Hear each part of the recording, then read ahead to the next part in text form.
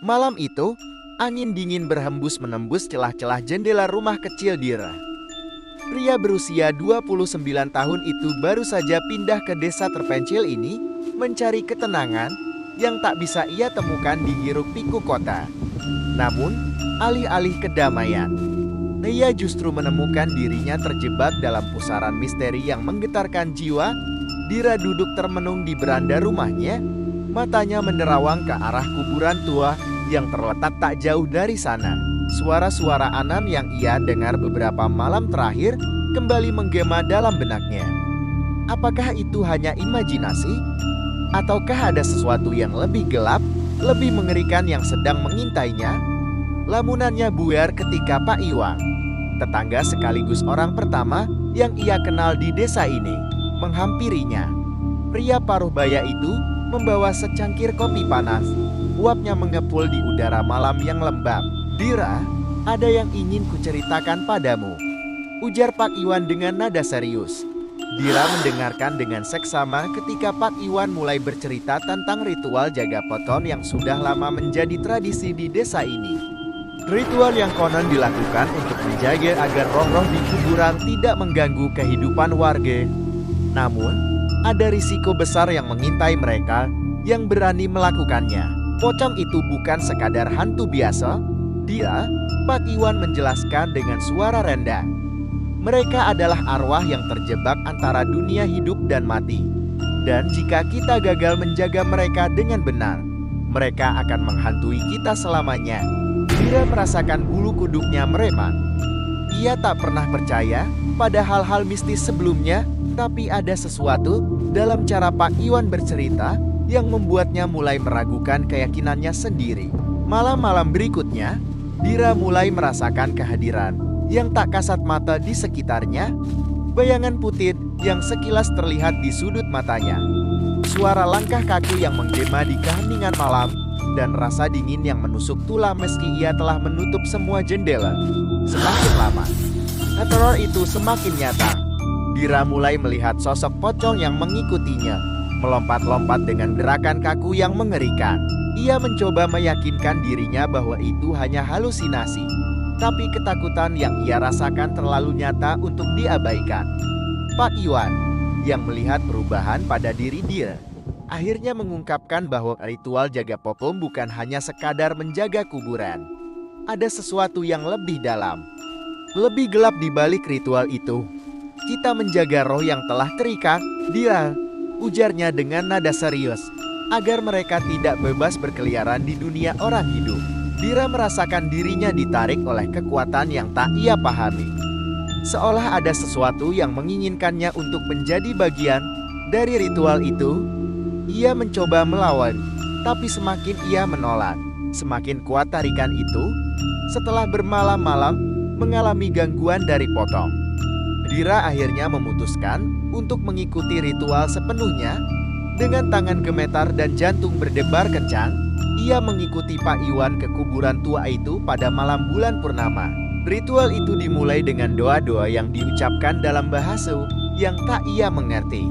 Asap dupa mengepul tebal, membuat matanya perih dan pikirannya berkabut.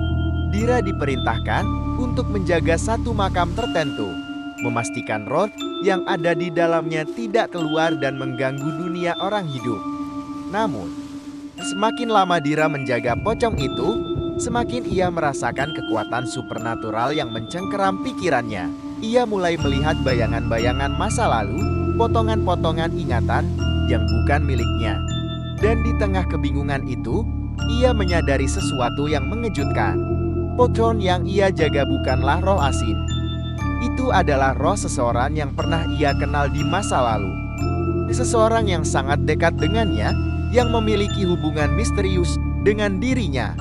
Kesadaran ini membuat Dira terluyur, hampir jatuh dari tempatnya berjaga. Kini Dira dihadapkan pada pilihan yang sulit. Haruskah ia melanjutkan ritual ini dan mempertaruhkan nyawanya? Atau berani menghadapi konsekuensi dan membebaskan roh yang terperangkap itu? Dengan tangan gemetar dan keringat dingin membasahi tubuhnya, Dira memutuskan untuk membebaskan roh tersebut. Ia tahu konsekuensinya bisa sangat berat, Tapi ia tak bisa membiarkan jiwa yang ia kenal terus terperangkap dalam kegelapan.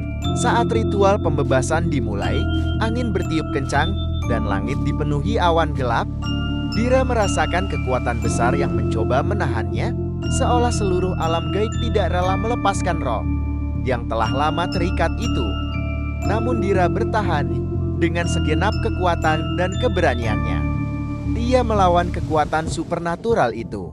Ia terus membacakan mantra pembebasan yang diajarkan Pak Iwan.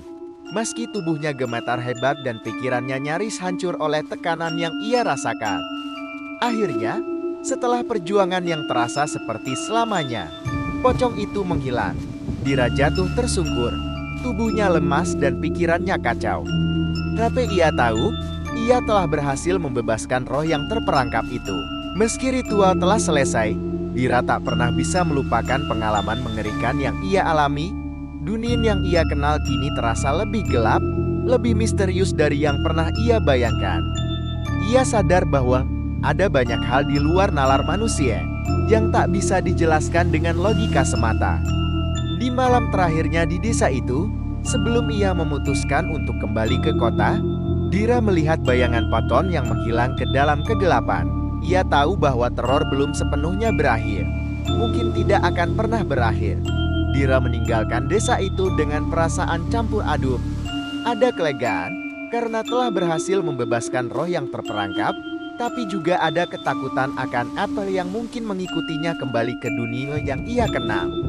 Pengalaman ini mengajarkan Dira bahwa kehidupan dan kematian adalah dua sisi dari koin yang sama. Kita tidak bisa menghindari takdir, tapi kita bisa memilih bagaimana kita menghadapi yang tidak tampak. Teror bisa datang dari tempat yang tak terduga, dan seringkali kita harus menghadapi masa lalu kita untuk bisa melangkah maju. Ritual dan kepercayaan mungkin tidak selalu bisa melindungi kita dari apa yang benar-benar mengancam, tapi yang kita butuhkan adalah keberanian untuk menghadapi ketakutan kita sendiri. Karena pada akhirnya, hantu yang paling menakutkan bukanlah yang ada di luar sana, tapi yang ada dalam diri kita sendiri. Dira melangkah meninggalkan desa itu dengan tekad baru. Ia mungkin telah kehilangan kepolosannya tentang dunia, tapi ia telah mendapatkan kekuatan baru. Kekuatan untuk menghadapi apapun yang mungkin menghadangnya di masa depan, baik itu dari dunia nyata maupun dari alam yang tak kasat mata. Dan saat ia melirik ke belakang untuk terakhir kalinya, Dira bersumpah, ia melihat bayangan putih yang melompat-lompat di kejauhan. Sebuah pengingat bahwa batas antara dunia hidup dan mati mungkin lebih tipis dari yang kita kira. Dan bahwa kita harus selalu siap menghadapi apapun yang mungkin muncul dari kegelapan.